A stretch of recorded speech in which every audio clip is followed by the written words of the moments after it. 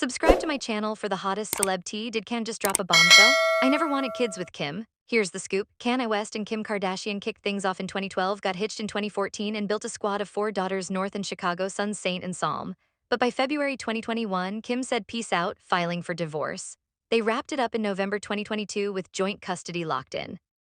Fast forward to now, Kanye's spilling some wild tea in a new chat with DJ Academics. He says his marriage to Kim didn't go down like he dreamed. When DJ pressed him, "You picked her, bro, you put yourself there," Can hit back hard. "Oh, I picked her all right. 2 months in, I knew I didn't want kids with her. My bad, God had other plans." Wait, did Can just admit he regretted the family life with Kim? E! News pinged Kim's team for a reaction, but it's radio silence so far. The internet, about to lose it over this one. Subscribe to my channel for more celeb shockers you won't see coming.